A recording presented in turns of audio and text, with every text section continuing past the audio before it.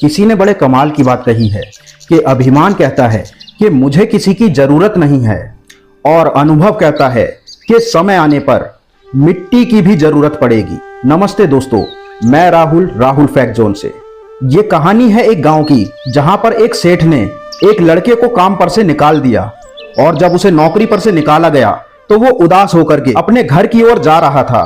तभी उसे पीछे से आवाज आई कि इस गांव में कोई मजदूर मिलेगा, मुझे उसे काम देना है। उसने जब पीछे पलट कर देखा तो एक बुजुर्ग थे जिन्होंने अपने कंधे पर 3 झोले टांगे हुए थे।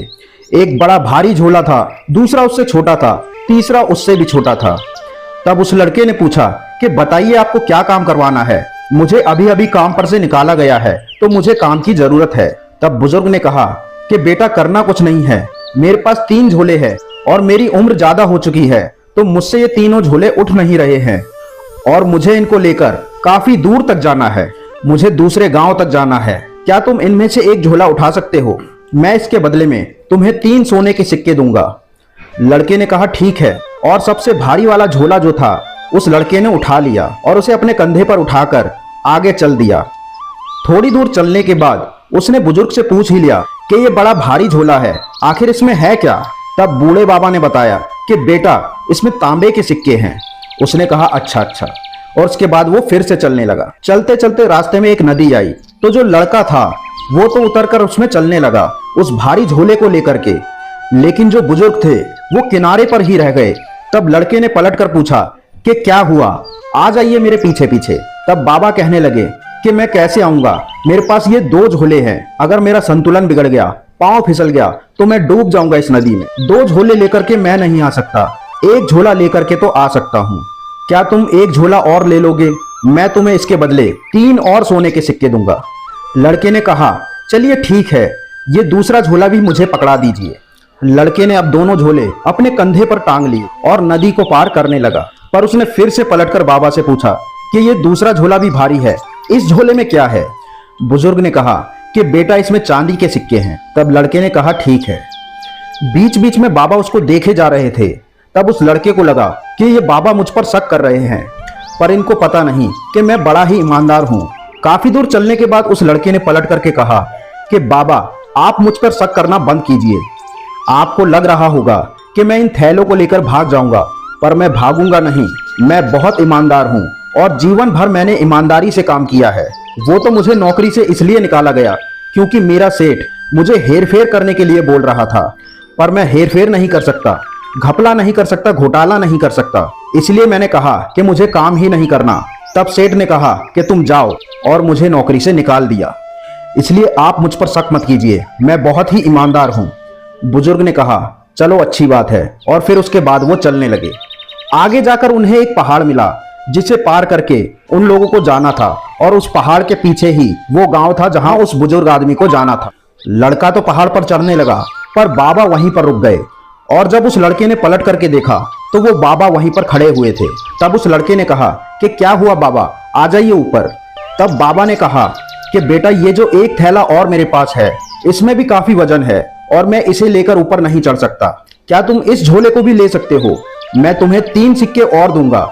लड़के ने कहा कि हाँ बाबा, लाइए मुझे दीजिए थैला। उसने वो वाला झोला था वो भी अपने कंधे पर टांग लिया, और उस झोले में भी सिक्के भरे हुए थे। तब उसने फिर से बाबा से पूछा कि ये झोला कौन से सिक्कों से भरा है? तब बाबा ने कहा कि बेटा इसमें सोने के सिक्के हैं। अब तुम एक काम करो, तुम धीरे धीरे चढ़ते रहो अपनी स्पीड से, और मैं अपनी गति से ऊपर आता रहूंगा, और जब तुम ऊपर पहुंच जाओ तब मेरा इंतजार कर लेना, मैं आ जाऊंगा, और उसके बाद में हम साथ में उस गांव तक जाएंगे, और वहां पहुंचकर मैं तुम्हारी मेहनत के जो 9 सिक्के हैं मैं तुम्हें दे दूंगा। तब लड़के ने कहा ठीक है, और उसने चढ़ना शुरू कर दिया। लड़का नौजवान था, वो अपनी गति से चढ़ने लगा, वो तीनों झोले लेकर, जिसमें चांदी के सिक्के, तांबे के सिक्के और सोने के सिक्के थे। पर जैसे जैसे वो पहाड़ चढ़ता जा रहा था, बुरा विचार उसके दिमाग में आने लगा, और विचार ये आने लगा कि अगर मैं ये झोले लेकर भाग भी जाऊं तो क्या हो जाएगा, वो बुजुर्ग मुझे पकड़ ही नहीं पाएंगे, वो मेरा पीछा कैसे करेंगे, उनसे तो चला भी नहीं जा रहा।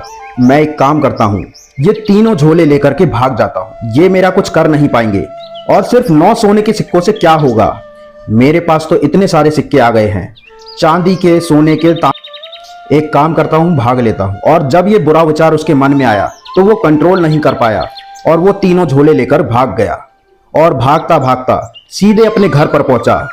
दरवाजा लगाया और तीनों झोले खोल करके देखा तो उन झोलों के अंदर पत्थर निकले। तीनों झोलों में सिर्फ पत्थर ही पत्थर थे और उसका दिमाग खराब हो गया कि आखिर ये क्या है। और जो सबसे छोटे वाला झोला था उसमें जो पत्थर थे उसके नीचे एक पर्ची निकली।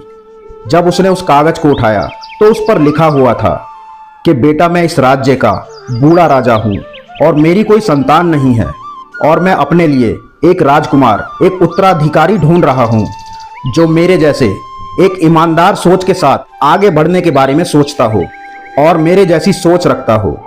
अगर आज तुम ये तीनों झोले लेकर के ना भागे होते तो आज तुम इस राज्य के राजा होते।